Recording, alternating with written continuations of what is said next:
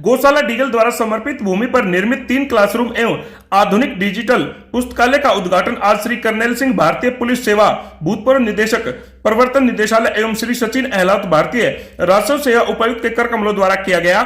इस दौरान अहलावत खाप प्रधान जयसिंह अहलावत ने सभी अतिथिगणों का गांव में पहुंचने पर स्वागत किया। इस दौरान डीगल गांव से हजारों की संख्या में महिला, पुरुष व बच्चे मौजूद रहे। खाप प्रधान जयसिंह अहलावत ने बताया कि डिजिटल पुस्तकालय के बनने से डीगल गांव के बच्चों को काफी फायदा होगा।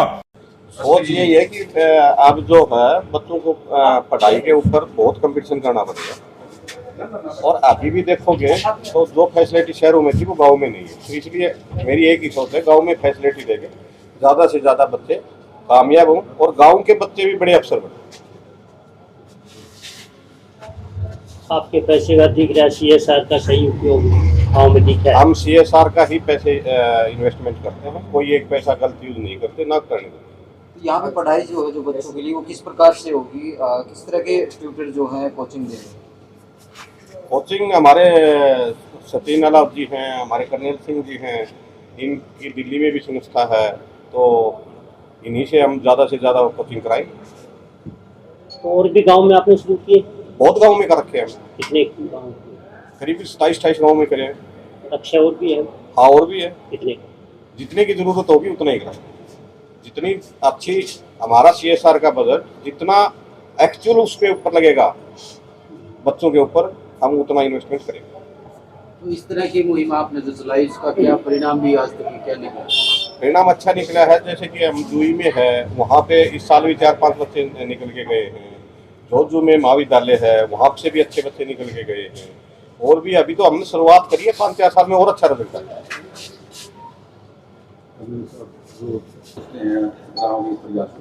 ये तो बेसिकली गांव की सोच है। गांव के लोगों ने, पर्टिकुलरली ओमवीर सिंह जी की टीम ने और सचिन ने,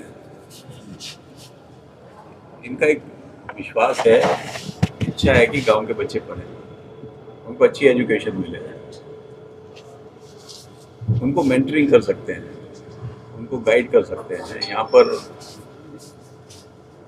टीचर भी रख रहे हैं कुछ लोग, ताकि उनको अच्छी तरह से पढ़ा सकें।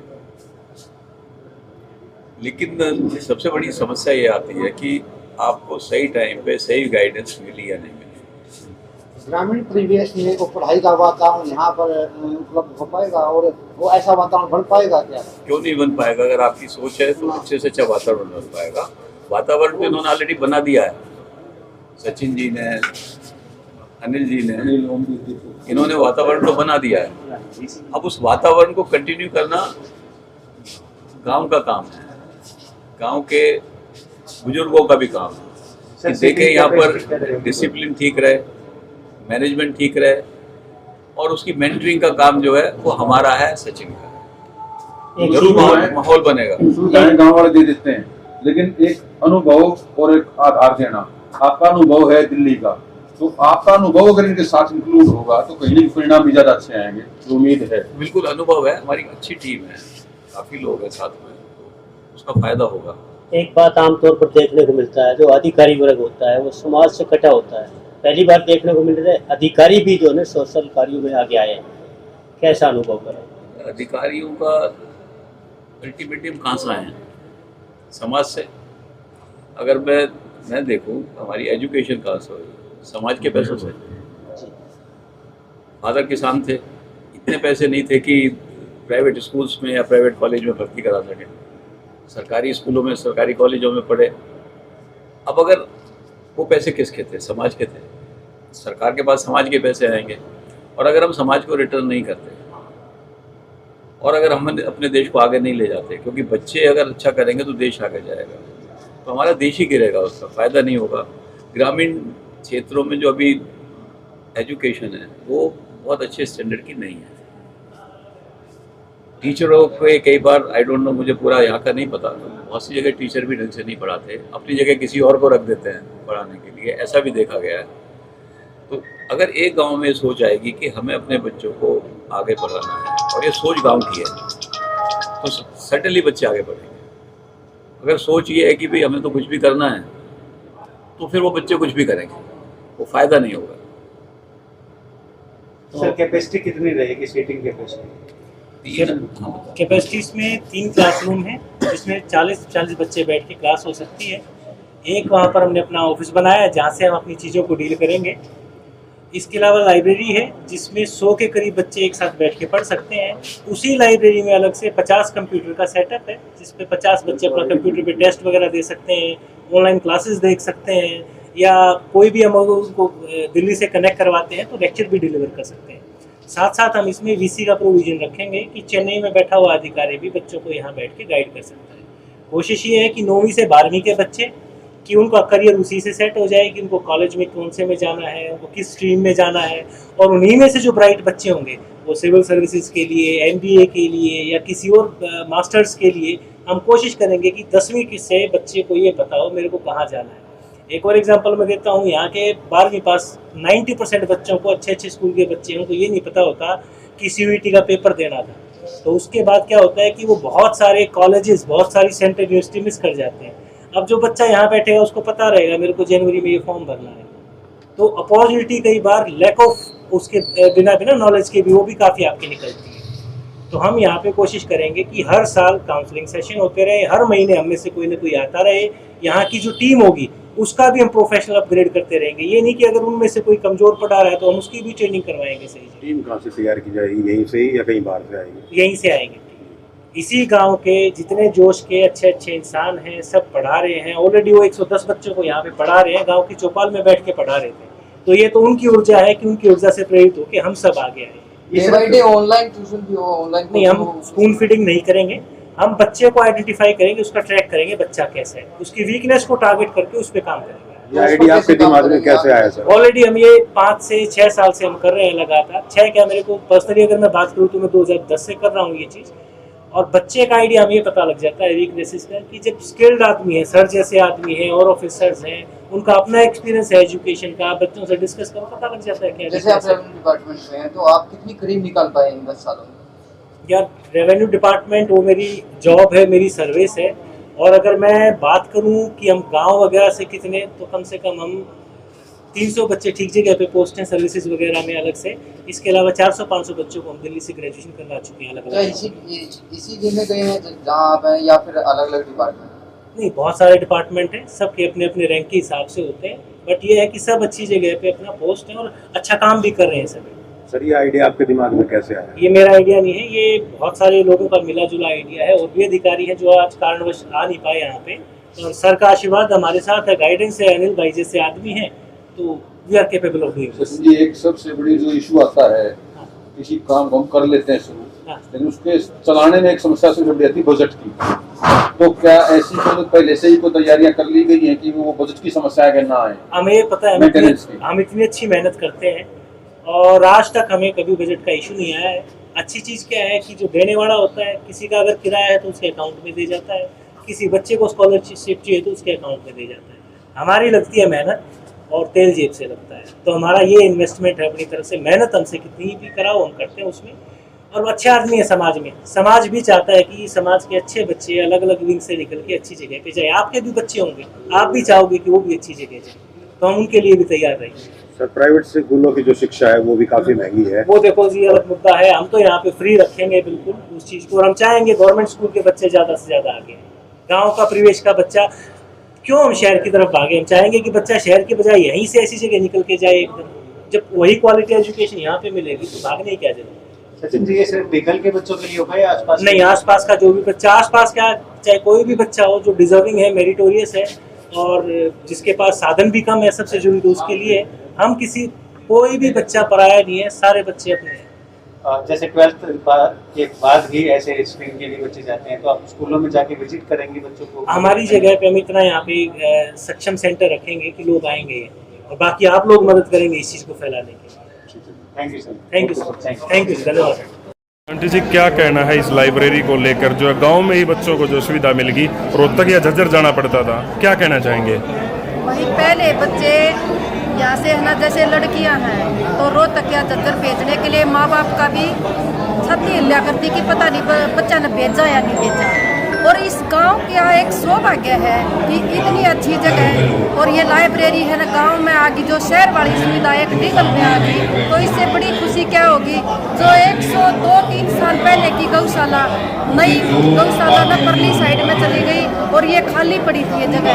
इस जगह का भी इतना अच्छा सौभाग्य है कि इस जगह पर एक लाइब्रेरी आई और हमारे बच्चे जो है उन्नति के पथ पर चलेंगे। आगे आने वाले टाइम में हम बच्चों को कहीं ट्यूशन की जरूरत नहीं होगी, अच्छी अच्छी किताबें और इतनी अच्छी जगह है। एक साइड में लड़कियों का, एक साइड में लड़कों का है, पूरी सुविधा है, पंखे है, एसी है। यानी कि कहने का मतलब ये है कि रास्ता बिल्कुल है ना एक प्रोग्रेस के ऊपर है डीगल का। हम तनु कहा कि जो ओमवीर ने और ग्राम पंचायत ने जो ये काम ये पहल की है, हर गाँव के अंदर है ना ये काम होना चाहिए। रणजीत भाई, इतनी बड़ी जो है लाइब्रेरी की जो सौगात डीगल गांव को मिली है, आपका क्या कहना है? पहले तो आपको, आपके चैनल को, सभी को मेरी आदत राम राम। आज मैं क्या पूरा गाँव खुश है, इतनी बड़ी लाइब्रेरी की सहूलत मिली है। जो बच्चों का भविष्य है वो बहुत ऊँची होने वाला है। आगे चल के बहुत गाँव में या गाँव में पढ़ाई के मामले में कोई IPS, कोई IAS, कोई अफसर, कोई ऐसे तो बहुत बढ़िया खुशी का माहौल है। बहुत अच्छा लग रहा है, इतना बढ़िया देख के अच्छा लग रहा है। तो जो है उद्घाटन कार्यक्रम में कौन कौन जो है मुख्य अतिथिगणों में कौन कौन पहुंचे हैं? में सचिन लाउत अपने गांव से हैं, डीगल से, और उनके साथ अनिल है और भी बहुत सारे अफसर आए हुए हैं, IPS, IAS 30+ अफसर आए हुए हैं। जी भाई, और उन सब का मैं हार्दिक अभिनंदन करता हूँ। मेरे गांव में पहुँचकर सबका स्वागत करता हूँ और ऐसे कार्य करते रहें। जी भाई साहब, इतनी बड़ी जो है लाइब्रेरी की जो सौगात डीगल गांव को मिली है, तो आपका इस बारे में क्या कहना है, बताएंगे? भाई साहब, ये है कि मतलब इस लाइब्रेरी से मैं कह रहा हूँ पूरे हरियाणा में संदेश जाएगा। ये लाइब्रेरी बच्चों को उज्जवल भविष्य के लिए बहुत ज़रूरी थी, इसको बहुत पहले होना चाहिए था, लेकिन कुछ सामाजिक तत्वों मतलब अभी बच्चे बढ़ चढ़ कर भाग ले रहे हैं समाज सेवा में। जैसे अपना ओमवीर ने किया है, सचिन लाउत ने किया है और हमारा जो अतिथिगण आए हैं, तो इससे पूरे हरियाणा मैसेज आएगा। एक बार मेरे क्या हुआ, अभी पीछे भर्ती हुई थी जिसके अंदर केतन में 55 ग्रुप डी में लगे थे, लेकिन अपने गांव से इतने वो नहीं थे, तो हमारे को अफसोस हुआ था जो कि कभी अफसरों और गाँव होते हुए, और उसके अंदर मतलब हम एक नौकरी के लिए, उसका यही था कि समाज में जागरूकता नहीं थी, शिक्षा के प्रति नहीं थी। ये जो लाइब्रेरी है ये हमारे बच्चों उज्जवल भविष्य के लिए तो काम करेगी, उसके साथ में पूरे हरियाणा में मैसेज भेजेगी ताकि ऐसी लाइब्रेरियाँ संगठित होकर के समाज सेवा के लिए सोशल वर्क का काम कर रहे हैं। आप जैसे भाई साहब जो काम कर रहे हैं, आप चैनल के थ्रू भी आप भी एक समाज सेवा कर रहे हो, लोगों तक मैसेज पहुंचा रहे हो, तो ऐसी ऐसी चीज़ें बहुत मतलब आगे के लिए बच्चों के हमारे, क्योंकि अभी जो हमारा समाज है गर्द में जाता जा रहा है, क्योंकि बच्चों को अच्छी शिक्षा नहीं मिल रही, अच्छी सोसाइटी नहीं मिल रही, अच्छी संगत नहीं मिल रही। ये चीज़ होने हैं, बच्चे गलत संगत से बचेंगे और बच्चों को एक दूसरे को देख करके जागरूकता है। देखिए, पहले जो है बच्चे गांव के जो युवा या तो MTU रोहतक या झज्जर यहाँ लाइब्रेरी में पढ़ने के लिए जाते हैं, लेकिन ये सुविधा गांव में ही मिल गई, तो कितना फायदा जो है बच्चों को होने वाला है? इससे बहुत बड़ा फायदा है भाई साहब। क्या पहले जाते थे बच्चे 1.5 घंटा बस के लिए इंतज़ार करते थे, उनको जो तैयारी का समय होता था वो यहाँ पर बर्बाद हो जाता था। उसके बाद में अभिभावक भी मतलब थोड़ा हिचकिचाते थे, हर एक के घर में पैसा होता नहीं है, इतना होता नहीं अपने बच्चों को, और ये गांव में सुविधा मिल रहे हैं, ये हर गरीब तबके के लिए भी ठीक है, हर समाज के हर वर्ग के लिए अच्छी है भाई साहब। थैंक यू जी फॉर आपका जो बधाई दी आपने। आज डीगल में जो हमारे सीनियर हैं सचिन लावत सर, उनके एक सानिध्य में एक लाइब्रेरी का उद्घाटन करना था आज, तो उसमें सर ने हमें इनवाइट किया था। तो सर ने हमारी काफ़ी सालों से मेंटर रहे हमारे, तो आज अनिल सांगवान जी हैं और जो उनका इसमें रोल है काफ़ी फंडिंग के लिए, और तो हमारे सब सीनियर आ रखे थे, तो कि गांव में आज सभी गांव वासियों के लिए भी काफ़ी गर्व की बात है कि एक काफ़ी हाईटेक एक लाइब्रेरी का उन्होंने स्टार्ट किया आज। मैं आपकी बात करूं तो आपने कितने साल तक तैयारी की और क्या आपका पूरा प्रिपरेशन करने का क्या मेथड रहा था? देखो जी, मेरा तो लगभग 8 साल की जर्नी है मेरी। मैं 2017 में मैंने तैयारी शुरू करी थी। तो मेथड तो जी देखो सबका सेम सा ही है कि भाई आप अपना पेपर की डिमांड समझो पहले, वो आप और सिलेबस और PYQ से आपको समझ आएगी। तो मेरा भी वही था। तो स्टार्टिंग में गाइडेंस नहीं थी, तो हिट एंड ट्रायल करके उसमें अटेम्प्ट भी चले गए काफ़ी। तो ऐसा रहा कि फिर लास्ट में 3 अटेम्प्ट्स में मैंने इंटरव्यू दिया। अभी फाइनल मेरा लास्ट अटेम्प्ट था, इसमें मेरा सिलेक्शन हुआ। तो सचिन, कभी ऐसा लगा आपको कि भाई लाइफ में लोग बात ताने मार रहे हैं, मैं आप इतना ज़्यादा स्ट्रगल कर रहे थे, तो कभी ऐसा लगा कि गिव अप कर दूं, कुछ और तैयारी करूं, कुछ और छोड़? देखो जी, ऐसा बिल्कुल होता है। हर बार डिफरेंट स्टेजेस पे आपको फेलियर मिलता है, तो आप सेल्फ डाउट होता है कि भाई आप छोड़ दो ये तैयारी है कुछ। बट है ना, मेरे को ये था कि मैं अपना बेस्ट दूंगा। मेरा कोई ये नहीं था कि भाई मैं छोड़ दूं। मेरा था मैं एक बार ठान लिए तो मेरे को करना है। तो उसी एक तरह से मान लो प्रतिज्ञा सी थी मेरी कि भाई ये फुलफिल करनी है, तो इसलिए फिर मैं लगा रहा। आप जैसे भाई बहन जो तैयारी कर रहे हैं उनके लिए क्या प्रूवमेंट कर रहेगा आपकी तरफ से? मैं तो ये कहूँगा कि है ना, हर इंडिविजुअल की एक यूनिक स्ट्रेटजी होगी। कॉपी मत करो, सीखो, समझो, टॉपर से उनकी सुनो, लेकिन आपकी एक यूनिक स्ट्रेटजी बनाओ। वो सबसे इम्पोर्टेंट ये है कि आप अपने पोटेंशियल को समझो और उसके साथ ही आप पेपर की डिमांड को समझो, उस पर ज़्यादा फोकस करना चाहिए। Thank you sir. Thank you, thank you.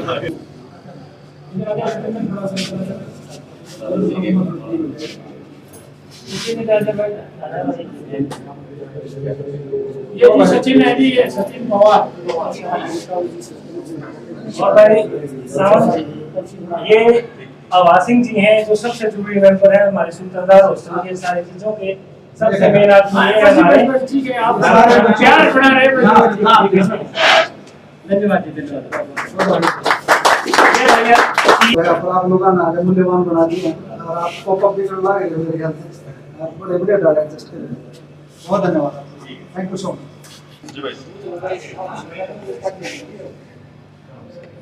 नाम जितेंद्र सोरान जी, आपको पहले तो बहुत बहुत बधाई हो। इस साल जो आप IRS सिलेक्टेड हुए हैं, आप यहाँ गांव बीकल में पहुँचे हैं और यहाँ पे जो लाइब्रेरी का उद्घाटन किया गया है, तो क्या कहना चाहेंगे? इस तरह की जो सोच है वो अनिल भाई और सचिन भाई जिस तरीके से लेके चल रहे हैं, क्या कहना चाहेंगे इस पर?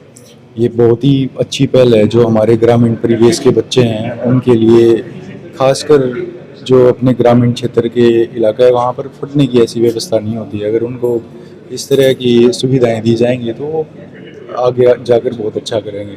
और यही एक चीज़ है, और इस वजह से जो अनिल जी हैं और सचिन सर हैं, उनका मतलब बहुत बहुत धन्यवाद जो इन्होंने इस तरह का एक लाइब्रेरी का अनावरण किया इस बार।